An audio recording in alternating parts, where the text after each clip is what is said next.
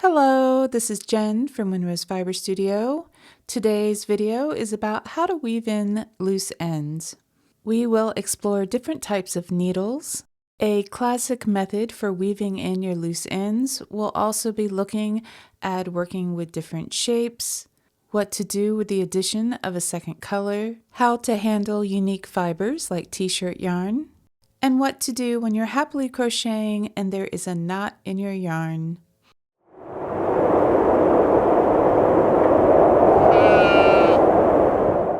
Let's start off by looking at a few different types of needles. Now, needles come in different materials.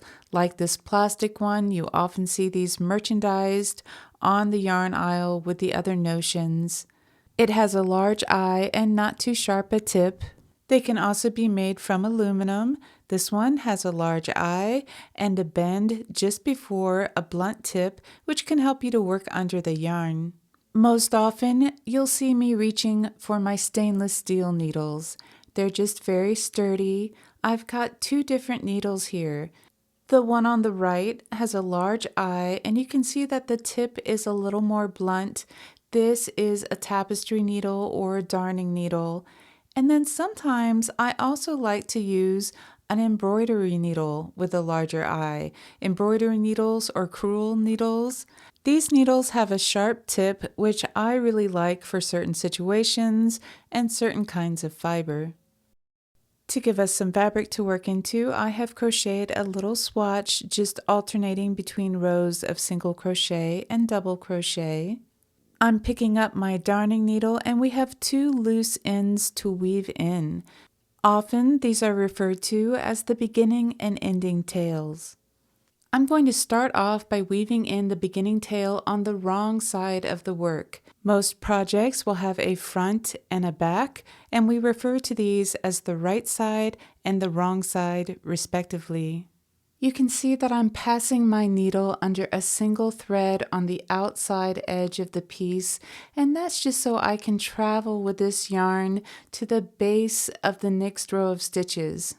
You can see that at the base of the row there are these clearly defined stitches, and it's very easy for me to weave my needle under these threads.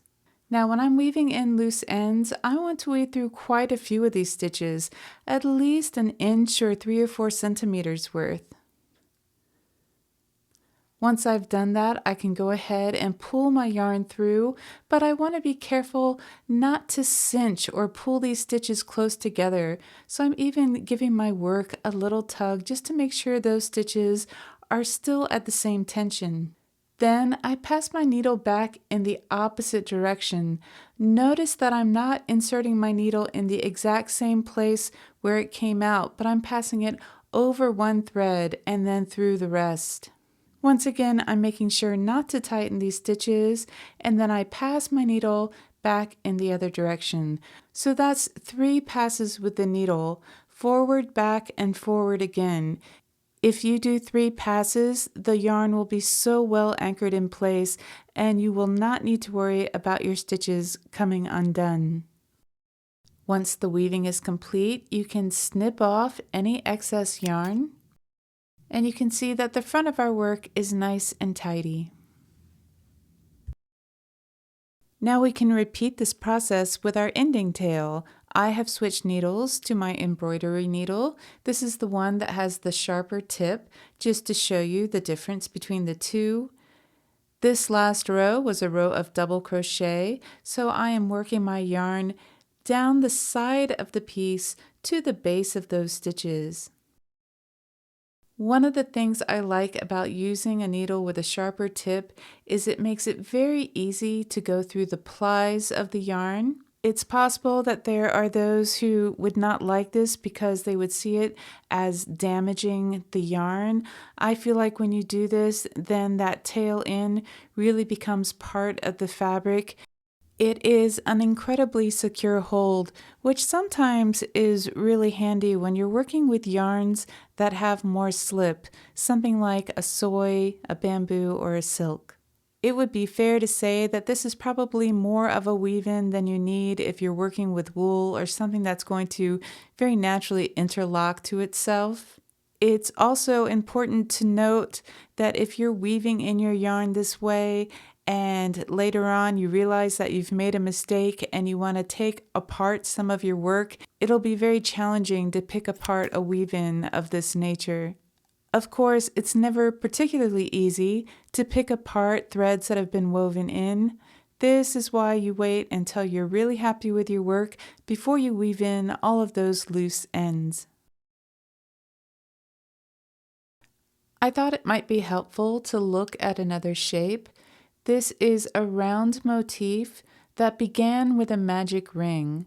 There are no hard and fast rules, but when I weave in my beginning tail end, I like to work this thread around the base of the stitches in that first round.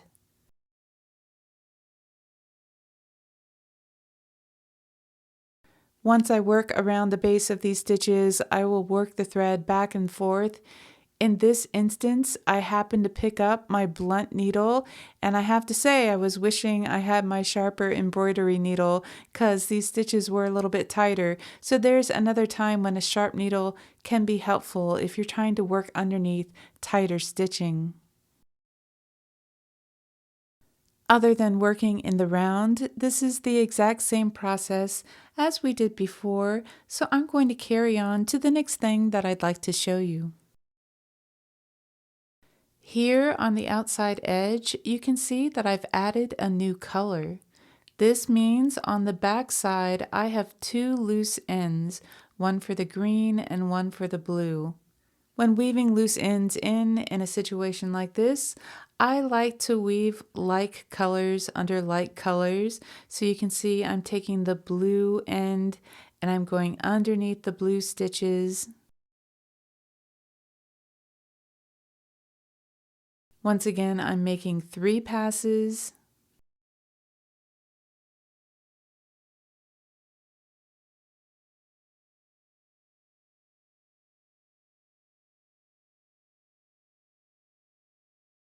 Then you can trim off your excess yarn and the front of your work looks nice and neat. And now I can do the exact same thing for the green yarn.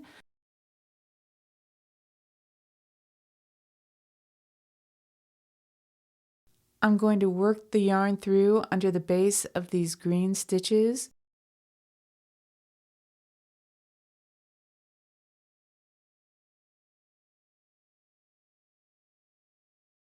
The other thing I wanted to point out is that when you're weaving in loose ends, part of the reason I go through the base of a stitch is because I want to leave these stitches open and accessible so that I can add to them. You don't want to block these holes that you're going to be working more stitches into as you carry on with your project.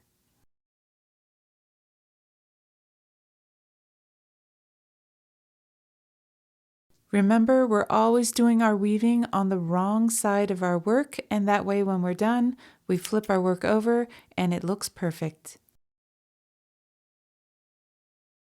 Of course, we're not always working with traditionally spun yarn. There are all kinds of fibers on the market, like this t-shirt yarn.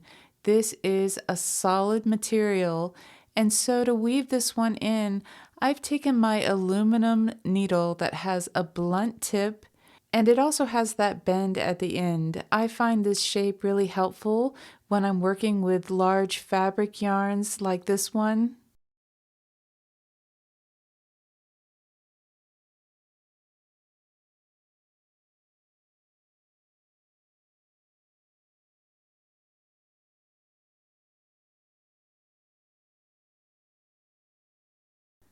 You can see that I'm really struggling a little bit to pull my needle all the way through. There's a lot of friction with this yarn. For that reason, and because this is a thicker yarn, it may not be necessary to do 3 passes. In fact, doing 3 passes might even make this fabric a little too thick, just kind of depending on what your finished project is. I'm doing 3 passes in this video, but for a yarn like this that is big, that does not slide through the fabric easily, I'd say 2 passes would probably be plenty. If I was just doing 2 passes, I would probably go under quite a few threads, maybe a little bit more than an inch, maybe pass through up to 2 inches of fabric just to really bury that end in the fabric.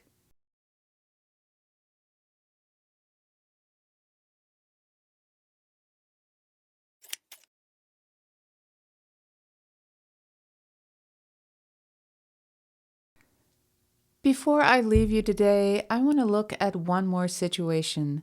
Sometimes you'll just be happily crocheting along and encounter a knot in your yarn. It's just a place where the manufacturer has joined 2 ends, and you really don't want that knot in your work. So what do? If you happen to be close to the edge of your work, you might pull out a few stitches, and then you could start your next stitch. In this case, I'm doing double crochets, and on my last yarn over, I'm going to go past that knot and work my last yarn over, pull through 2. And then I can keep on crocheting and come back later and weave in those loose ends.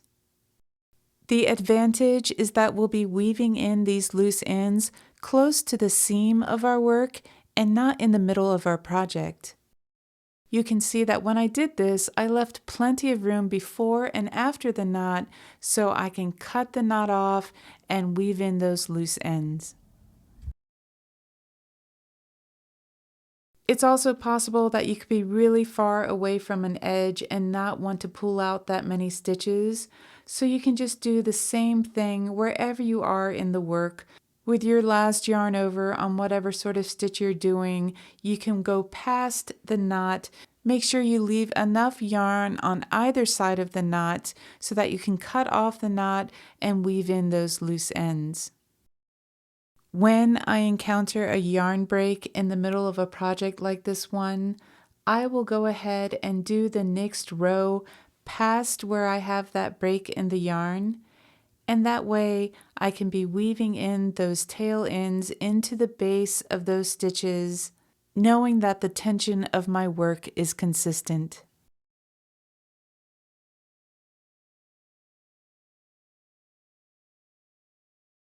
So you can see I crocheted one more row, and now I'm going to tackle these loose ends. I can go ahead and cut off the knot.